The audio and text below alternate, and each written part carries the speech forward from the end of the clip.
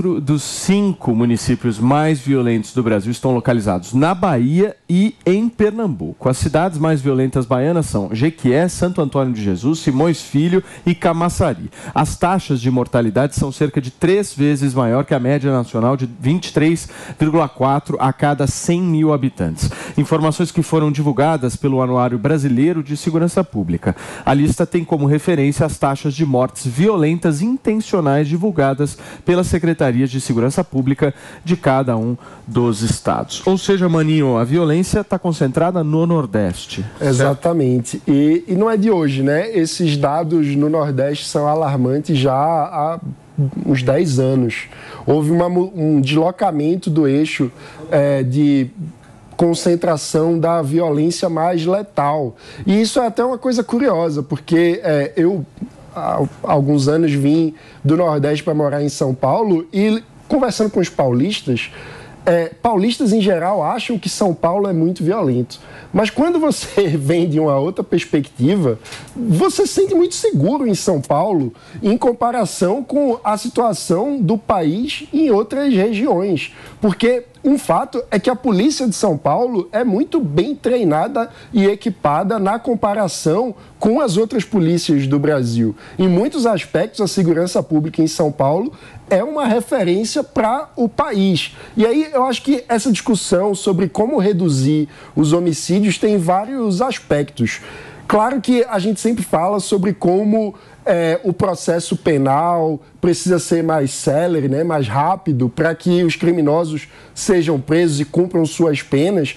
Isso é um aspecto importante, mas tem um outro que, sem mudar a legislação, ou seja, no âmbito do Poder Executivo, é possível aumentar muito a eficiência da polícia no controle da segurança, fazendo boas práticas, como existe em São Paulo. Então, coisas que em São Paulo são muito básicas, como, por exemplo, procedimento operacional padrão, ou seja, a polícia tem um treinamento sobre como agir em cada caso. Isso em muitos estados brasileiros hoje não é realidade. Muitas vezes a polícia não tem um treinamento adequado para as situações. Então, tem muito que avançar na segurança pública no Brasil e eu diria que começa botando lupa nesses dados e fazendo com que os estados cooperem entre si. Nesse sentido, tem um papel muito importante do governo federal de incentivar a colaboração e o aprendizado entre os diversos entes do país. Tá, mas é engraçado Deixa eu só fazer um rápido break para quem nos acompanha pelo rádio. São 10 horas e 24 minutos da manhã desta sexta-feira.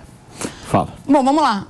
As cidades mais violentas estão na Bahia. A Bahia que é governado por governos petistas há muito, muito tempo. Então isso mostra uma relação muito clara da falta de eficiência do governo petista em lidar com segurança pública. Né? Você falou, agora o governo federal, duvido o governo federal seja mais efetivo ali com segurança pública, que não é uma pauta muito de prerrogativa da esquerda.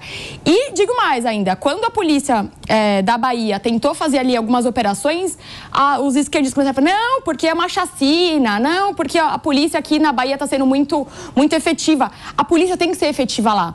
Lá tem cidades que o comércio é obrigado a fechar em determinado horário por conta de tráfico de droga, por conta do crime organizado. Então, a Bahia é um péssimo exemplo, é o que a gente não tem que fazer. E é engraçado que, por governos petistas de muitos e muitos anos, a Bahia está nesse estado. Então, eu duvido que o governo federal faça alguma coisa. Eu acho que é um péssimo exemplo. São Paulo realmente é referência aqui na segurança pública. E a segurança pública de São Paulo, ainda que não é ainda a melhor, a gente ainda tem muito ainda a progredir aqui em São Paulo, mas ainda assim é referência. E digo mais ainda, o Nordeste paga melhor os policiais ainda do que aqui o Sudeste. Então, realmente é um caso ali que a gente tem que ter um olhar atento, porque os baianos, eles realmente estão ali, a Deus dará. Esse é um ponto interessante, porque não basta salário, tem que ter gestão. As facções chegaram no sertão do Piauí. Vocês têm noção do que é isso? Foi cada história que eu ouvi que eu não acreditei. É um negócio assim sertão do Piauí tá virando um Tijuana, tá virando uma Sinaloa. Eu fiquei chocada.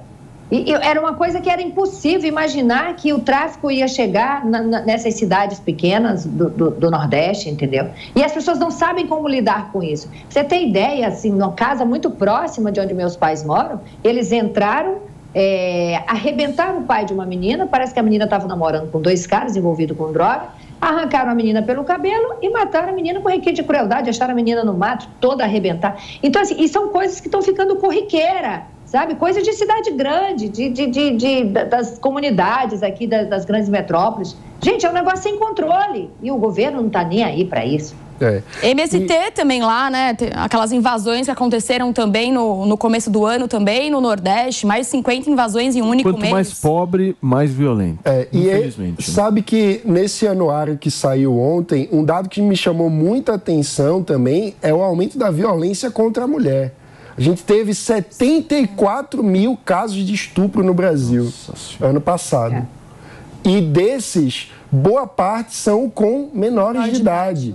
E mais de 60% feitos por familiares. Então, é um problema muito grave que a gente precisa lidar. E, enfim... Ninguém quer saber, mano. Ninguém quer saber de violência doméstica e ninguém quer saber de estupro de vulnerável. Ninguém quer saber. Eu chegava nos lugares para falar, gente, essas são as minhas bandeiras, mostrava dados, mostrava o que eu estava fazendo, e eles perguntavam, e o que você tem para o comércio?